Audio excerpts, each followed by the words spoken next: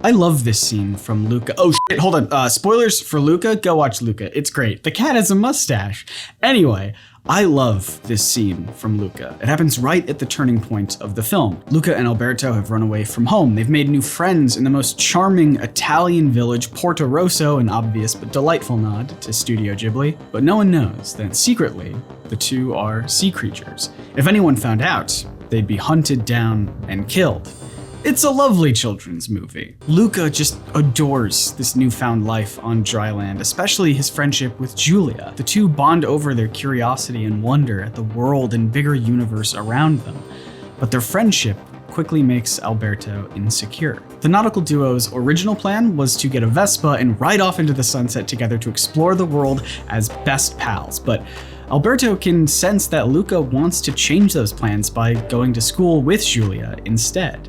Alberto has experienced loved ones abandoning him before, and he can't take another loss like that. So he does something dramatic. Alberto goes to the shoreline, the literal line between their worlds, and lets the waves wash over him, revealing to Giulia and onlookers of the town that he is, in fact, one of the sea monsters, in heavy air quotes, that they fear. He hopes that this move will also out Luca as a sea person, scaring Giulia and prompting the rest of the town to turn on them. This would cement in Luca's head that the only person he can really trust is his fellow friend from the ocean, preventing yet another person from abandoning Alberto.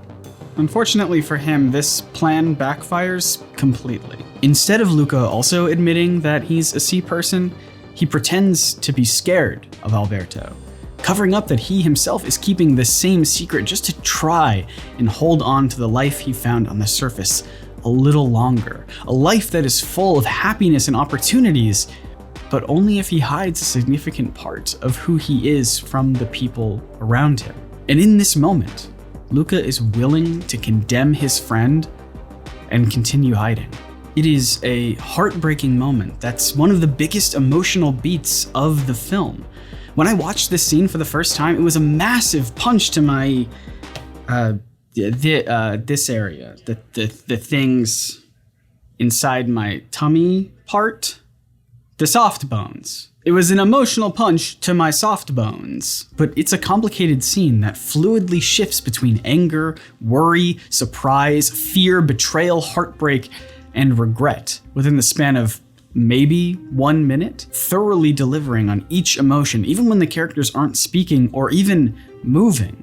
And it wasn't just the outstanding writing or the thoughtful character animations or the wonderful acting or the fantastic score that carried the emotion of this scene. I mean, obviously, all of those play a huge part, of course. But when I talked about this scene with my friend and fellow camera enthusiast, Diana Morgan, we couldn't help but gush over how Pixar used the cameras, these invisible elements of the film, to enhance the multitude of emotions in this scene.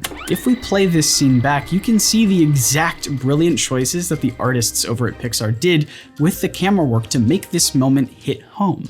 The framing, the movements, the lens choice even. You might not have even noticed, but every single camera decision in this scene was chosen intentionally to manipulate your emotions. There is a ton of clever stuff at play here, but to fully appreciate it, we need to see how Pixar's use of the camera has evolved over time, from Toy Story to The Incredibles to Inside Out, Soul, and beyond. Gut! Oh, gut. That was the word I was looking for, is an emotional punch to my gut. Is this funny? If you like analyzing nerdy media through curiosity and vulnerability, then please hit subscribe and that notification bell. It really does help me out more than you know, and it helps you not miss a video of mine. Also, buy my things over at NerdSyncStore.com. We're almost out of shirts, and I don't plan on ordering any more of them. Once they're gone, they're gone. So get yours now at NerdSyncStore.com, link in the description. In 1986, a team of talented computer animation artists produced their first of many short films titled Luxo Jr. Almost certainly, you've seen this short. If you haven't, congrats on being born after the year 2000 and for generously giving up some of your time to listen to me, a person who's chasing nostalgia to feel young again. I'm almost 30. People are probably like, hey Scott, what's this? What's this thing? Right here, it's a chair, you see. In case I need to sit down because my knees get tired. Because I'm almost 30. The entirety of Luxo Jr. features a static camera from a straight-on angle, which at first blush doesn't seem like a creative use at all. Maybe they were limited by the technology at the time, maybe they just couldn't move the camera at all. However, they still used this lockdown angle to great effect. In fact, I'd argue that the final joke of this short only works because the camera doesn't move. Luxo Jr. playfully bounces in and out of frame as they roll around a little ball. They then hop on the ball, which deflates it, causing them to get all sad and hop out of frame.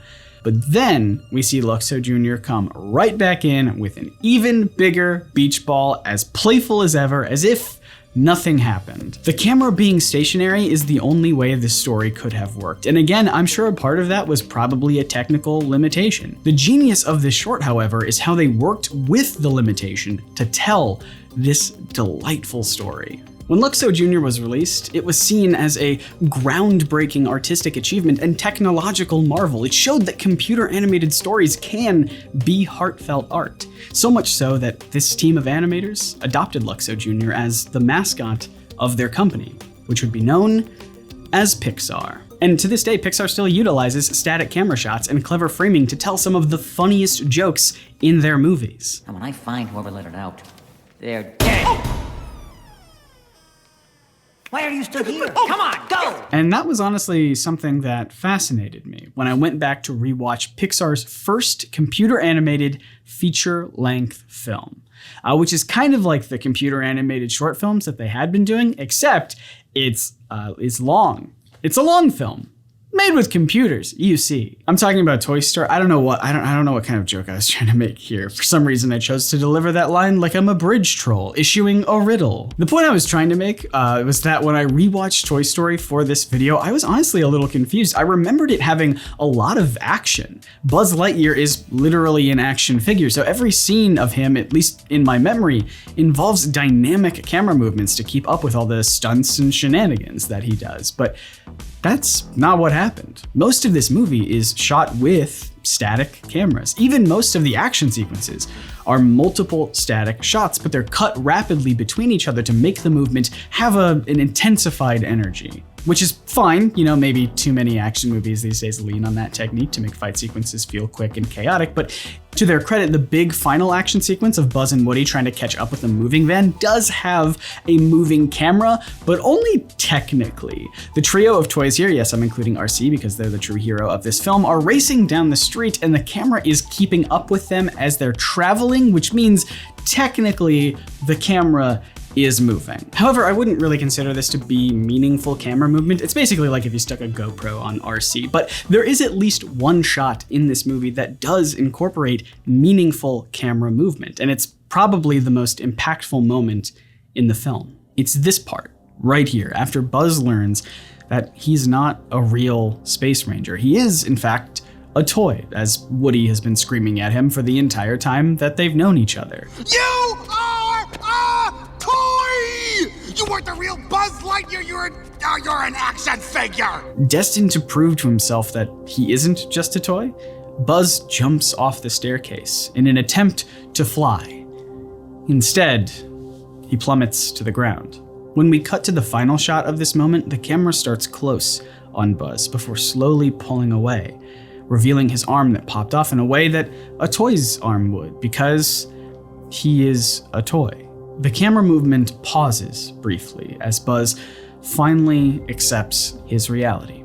Then it continues to pull backward and slowly rotate 180 degrees, which tells us two things about how Buzz is feeling in this moment. The rotating camera flips Buzz upside down, just like his entire world has been turned upside down. And it also makes him look small in the frame because he feels small and insignificant right now. It also helps to reframe the audience's view of Buzz in this moment to remind us that he is, in fact, just a little plastic toy. You see, the rest of this movie does a spectacular job with choosing camera angles. These characters are toys. Compared to us humans, they are small little playthings designed for our amusement, but Pixar doesn't frame every shot from our perspective, up high, looking down on the toys, because it's not our story. It's the toys' story. So you get it? It's like it's the name of the movie. Because of this, most of the movie has the camera positioned in line with the toys' level, letting us see the world from their perspective,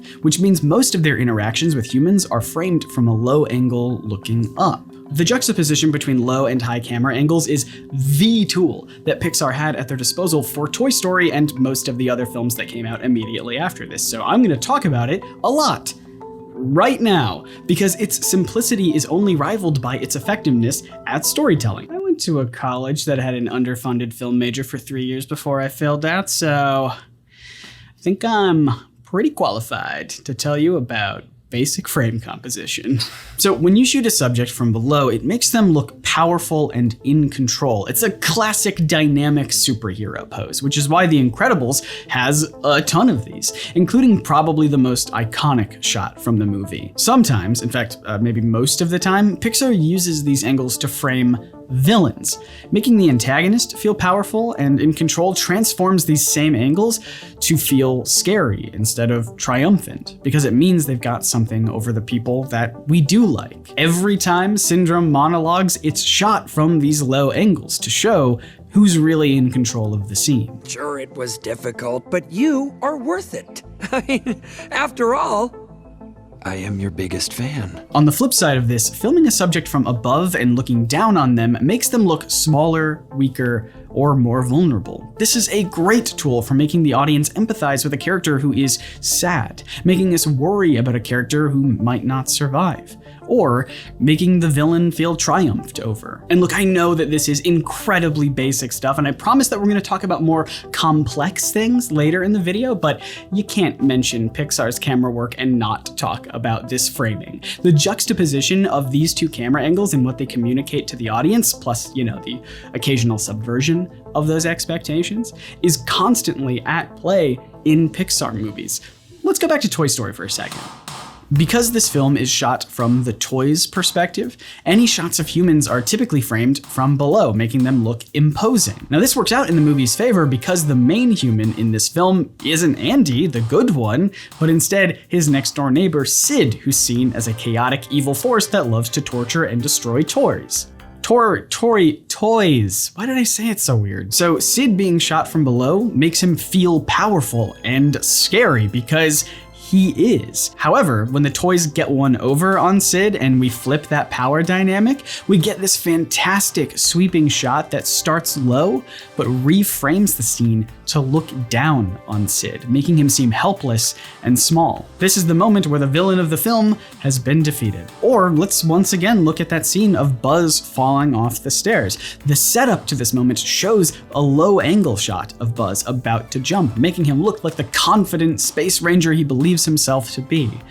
But when he learns mid-air that he can't actually fly, the camera now looks down on him from above as he falls, immediately making him seem more vulnerable. But this fittingly flips at the end of the movie when Buzz and Woody successfully fall with style. The camera is placed dramatically below them, creating a sense of wonder and success.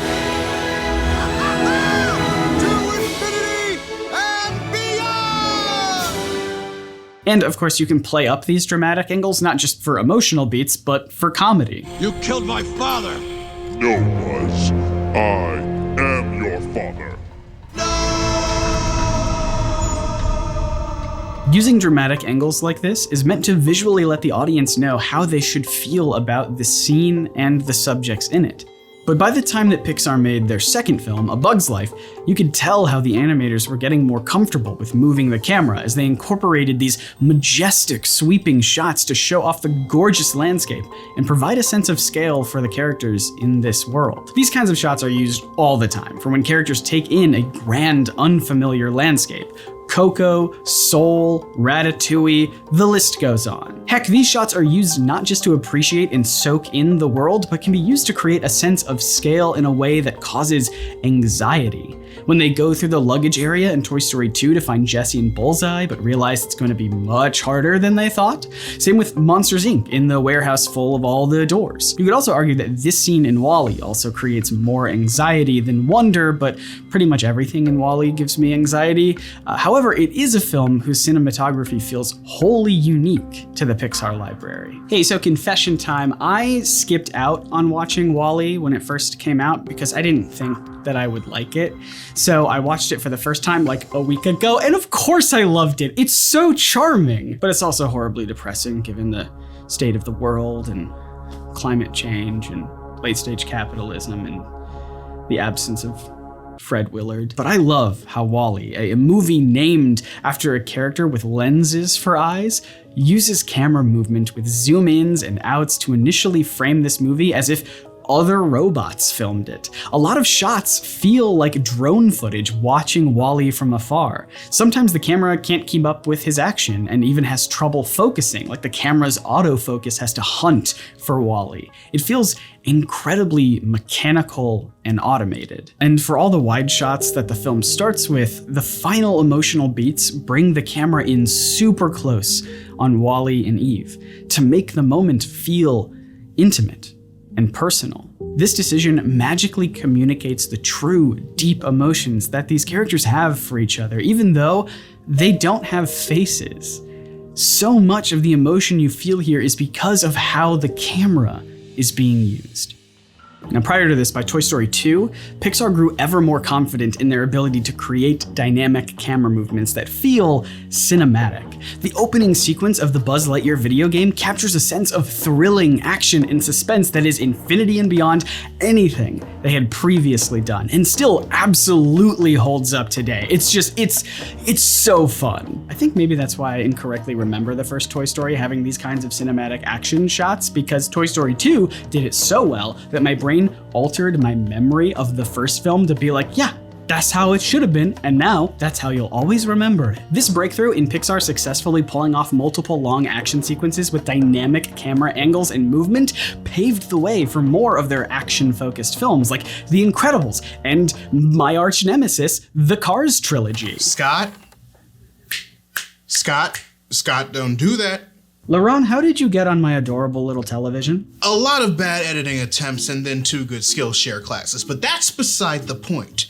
You were about to talk about Cars again, weren't you? What? No, we already talked about everything related to the Cars trilogy on your channel. Why would I do that to myself again? Scott, are you really about to just sit there and lie to me after I finally figured out how to imitate Maxwell Lord from the end of Wonder Woman 1984? I agree. This effect is good, but it could be better. Scott! Okay, yeah, you know what? Yes, I was going to talk about Cars, but Cars 2 is just so bad that I can't help but rant about it for at least minutes. Yes! I know! So why do that to yourself again, knowing that you did it on my channel already? Just because we're the generation of self-deprecation humor doesn't mean we have to live it every day of our lives.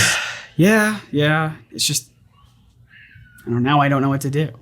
Just close your eyes, breathe, and think of another Pixar film, one that you also mentioned, like the scene from The Incredibles where Bob Parr finds Syndrome's computer. Remember how the music paired so well with the slow motion zoom-ins of panic and distress as he discovered that Syndrome eliminated super after super after super to his round boy mech? Remember the relief he felt when he found out Syndrome didn't know the whereabouts of Helen and how the tension gathered over the course of it? And remember how the crescendo of everything all at once made you feel just as scared, panic-driven, and anxiously invested once Bob saw that part of Syndrome's plan was to send the robot to Metroville, despite it being one of the most simple and textbook examples of a superhero plot story hook?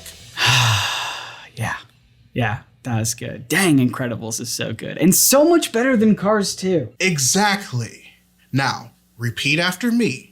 You took the trash out, don't let it back in. You took the trash out, don't let it back in. You took the trash out, don't let it back in. There you go.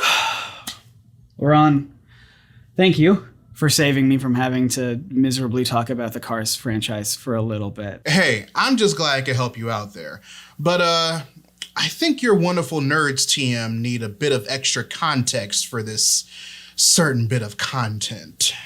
Go away, but he is right. If you do want to listen to me talk about the Cars trilogy, there'll be a link in the video description below to a video on LaRon's channel where we talk about the thing that I just said. Truth be told, I actually feel really bad about suggesting that LaRon and I do a video about the Cars franchise because nobody talks about the Cars franchise. So it would mean a lot to me if you guys went and watched that video after this one. That's right, don't abandon ship just yet, because right now we're going to talk about my favorite way that Pixar uses camera movement. So making exciting action sequences, yeah, that seems a little obvious. Of course you'd move the camera a whole bunch there and frame up some juicy dynamic angles, but I think it's in Pixar's less action-driven movies where you can see them use camera movements in more subtle and, in my opinion, more fascinating ways. Take, for example, Soul. When I first watched this film, the very first thing that captivated me was how the camera moved. I can't think of a single shot in this film where the camera held still, but the type of movement the camera makes noticeably changes based on location. There are two main settings in Soul. There's the Great Before, where souls get their personalities before going to Earth to inhabit a human body, and then there's, of course, Earth itself. In the Great Before, the camera moves smoothly and deliberately, like it's on a track, simply following a path that's been laid out for it. After all, that's what Joe thinks the Great Before does. He thinks it establishes your life's purpose, and therefore your life's trajectory. So it makes sense that the camera moves here as if it has a predefined path, always moving, but in a controlled and expected way. But Joe's belief about what the Great Before does, as we see later in the film, isn't entirely accurate. We don't assign purposes. Where did you get that idea? Because I have piano. It's what I was born to do. That's my spark. A spark isn't a soul's purpose. It's on Earth that we see the reality of reality. The camera here is handheld, constantly shaking and wobbling up and down, left and right. Just like in the Great Before, the camera never stops moving, but instead, the movements here are no longer smooth and controlled. They feel chaotic and unpredictable, and perhaps a little improvisational. Like jazz. Joe and 22 learn over the course of the film that life isn't on a predetermined path, and that part of life's joys are in the unexpected moments when you're just jazzing. And Pixar helped visually deliver that message through the juxtaposition of these camera movements. This is another technique that Pixar uses just all the time. Handheld shots versus a smooth and controlled camera to highlight the differences between worlds and even between individual characters. Take Onward, for example. It's clear that visually, Ian and Barley have profoundly distinct personalities based on appearances alone, but the camera team at Pixar wanted to double down on their differences through the use of camera movement. When the camera is on Ian, the cautious, planned-out brother, its movements are deliberate and precise. When the camera is focused on Barley, the loud, reckless, rambunctious brother, its movements are chaotic and energetic. Plus, do you remember the saddest sequence in a Pixar film ever? A sequence so heartbreaking that I only have to play the couple of seconds that I legally can play to avoid copyright claims, and you're still gonna cry anyway? When somebody loved me. It's incredibly sad, and if I was better at crying on command as like an actor, then I would have done that for a joke, but I can't. So instead I want to ask the question here, how did they make this scene so heartbreaking? Well, you know it's all about the camera movements, baby, and the really sad song, but we're talking about cameras today. Before the song starts, Jessie talks about how being loved by her previous owner, Emily, made her feel like she was alive. Even though you're not moving, you feel like you're alive. And the camera in this sequence reflects this, constantly moving, making the moments feel alive. But the moment that Jessie falls under Emily's bed, only to be forgotten about, the camera abruptly stops on Jessie. Because without Emily's love, she no longer feels alive. But of all the Pixar films to emphasize a strong visual language through the use of the camera, Inside Out, in my opinion, takes the cake, or the broccoli pizza, I guess. Much like in Soul, the animators established different camera movements based on the primary settings of the film. Organic handheld shots in the outside world, big, smooth, mechanical shots inside of Riley's mind, almost as if the shots of the outside world are shot on location with Steadicams, while the inside world was shot on a controlled soundstage. But obviously it was all done, everything was on computers because it's not real. As the film progresses, things begin to shift. Riley becomes more overwhelmed by the massive changes in her life. Those fluid, graceful camera movements are quickly locked down to a tripod, constricting its movements as Riley starts shutting herself off to the world. Inside, however, it's the opposite story. Those slow and deliberate camera movements become quicker and more chaotic as the emotions feel like they're losing control, almost as if the camera movements from the outside world were brought in and the inside out. Do you get it? It's like the movie title again. I feel like I'm just scratching the surface on the fascinating camera choices with Inside Out. I think it's one of Pixar's best films, and I don't think that's a controversial statement. Patrick Lynn, the director of photography for camera on Inside Out, also said they incorporated a bunch of other elements from the real world to make this computer animated film feel stylistically realistic. Whether that's using motion captured camera shake to make the Steadicam feel more accurate, incorporating imperfect focus as if the focus puller on set missed their mark, or even modeling the virtual lenses they shot the film with on real world lenses. You see, all camera lenses in the real world have a kind of distortion, some imperfections that don't perfectly capture the world as we see it around us, but it can give a lens its character. In Inside Out, the shots with the emotions inside of Riley's head all used virtual lenses that had less distortion. Outside, in Riley's world, the animators used virtual lenses that had more exaggerated distortion to highlight the imperfections of reality. And probably the most iconic example of Pixar using virtual lenses to imitate reality is this shot in Toy Story 4 that uses a split diopter effect to create two distinct points of focus, which makes the shot feel unnatural and unnerving. Perfect for tuning in the vibe of the manipulative Gabby Gabby. This, coupled with the virtual anamorphic lenses that give the film all of that delicious oval bokeh, make Toy Story 4 feel like the most cinematic installment in the franchise. It sets it apart from the rest, perfectly capturing the beauty of the environment that Bo Peep and Woody fell in love with. And then there's the way that focal length impacts how we view an image, which means, yes, we can finally talk once again about this scene from Luca. I'm so sorry it took so long to get here. The camera angles frame Alberto as a frightening monster that